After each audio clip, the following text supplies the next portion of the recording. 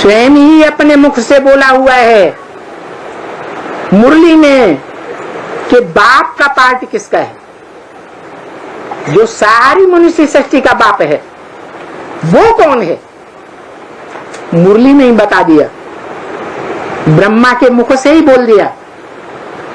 इन लक्ष्मी नारायण का जन्म कब होगा? आज से 10 वर्ष कम 5000 वर्ष हुए, माना 76 में। तो ब्रह्मा की बुद्धि में बैठा कि 76 में वो आत्मा अपने स्वरूप को पहचान लेती है, अपने जो असली स्वरूप है जन्म जन्मांतर का, बड़े से बड़ा ओहदे वाला स्वरूप है, वो अपने स्वरूप को जान लेती है कि मैं इस मनुष्य सृष्टि का हीरो पार्टदारी हूं।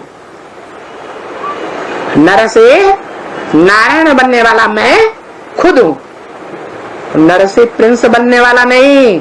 क्या बनने वाला? नारायण बनने वाला। उस नारायण की भी पहचान बता दी। क्या वो पहचान यहां संगम युग में भी देखने में आएगी या नहीं? क्या पहचान बताई कि 84 जन्मों में भी जितने भी युद्ध होते हैं, 63 जन्मों में खास, उन सभी युद्धों में उसकी विजय ही विजय होती है, कभी हार, अंतिम हार नहीं हो सकती, बीच में कुछ भी होता रहे। ये पहचान है खास। उस पहचान के आधार पर वो नारायण वाली आत्मा को यहाँ पहचान सकते हैं या नहीं पहचान सकते हैं? पहचाना जा सकता है। और भी एक बात, सत्यम शिवम सुंदरम बाप का बच्चा, ट्रुथ गॉड फादर का बड़ा बच्चा, जो बाप कहते हैं मैं तुम बच्चों को नंबरवार आप समान बनाता हूं, तो नंबरवार की लिस्ट में आने वाला कोई 100% बच्चा जिसकी यादगार सत्यनारायण की कथा है नहीं, घर घर में गाई जाती है नॉर्थ इंडिया में। उस सत्य बाप को, जो सच्ची सच्ची आत्माएं इस दुनिया की होंगी, जन्म जन्मांतर जिन्होंने सच्चे कर्म किए होंगे,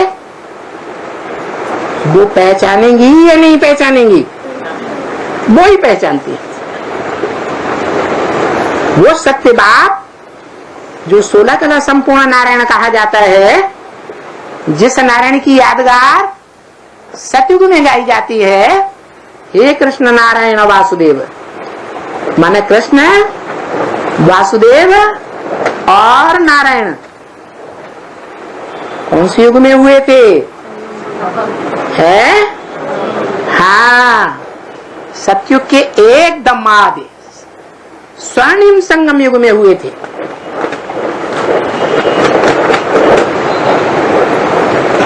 वो सारी मनुष्य सृष्टि का बीज है।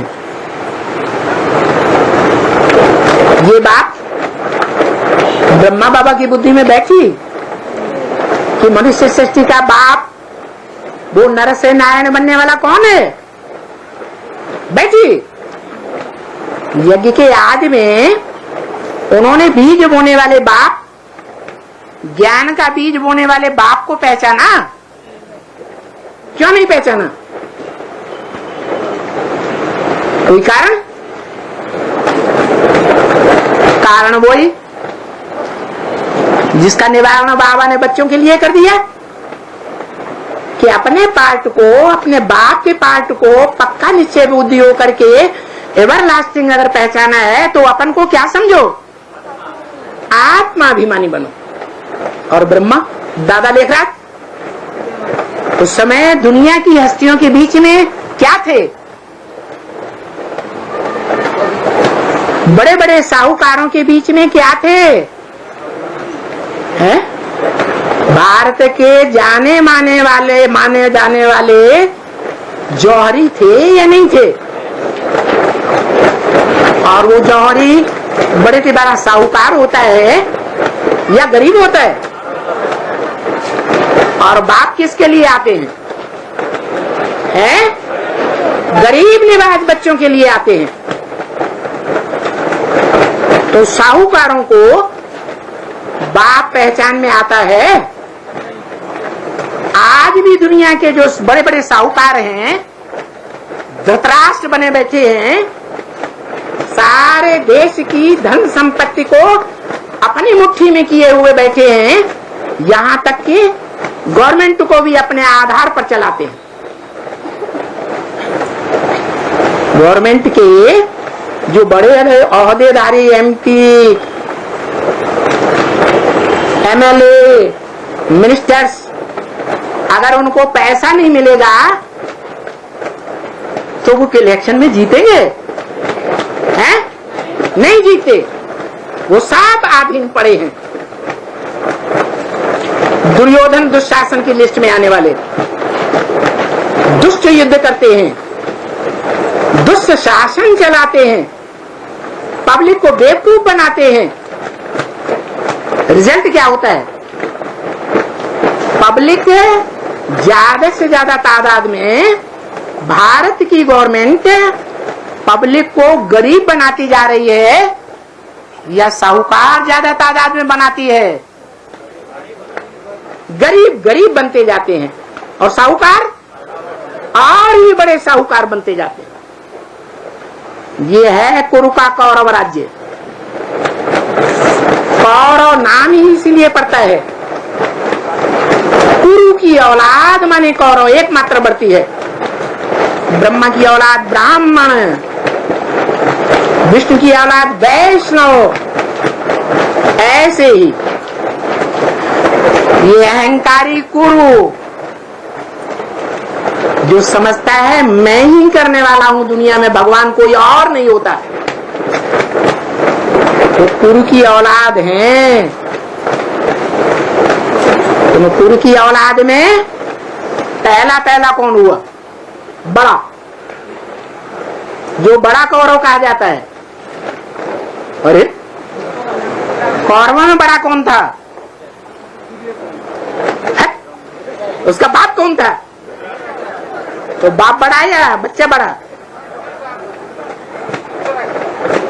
धृतराष्ट्र। तो ब्राह्मणों की दुनिया में धृतराष्ट्र कौन हुआ? कब हुआ?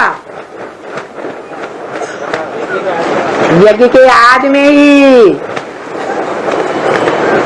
बाप को छोड़ करके भाग गया, धोखा दे दिया उस बड़े बच्चे ने। धोखा देने का रिजल्ट क्या हुआ है? मुरली में क्या बोला रिजल्ट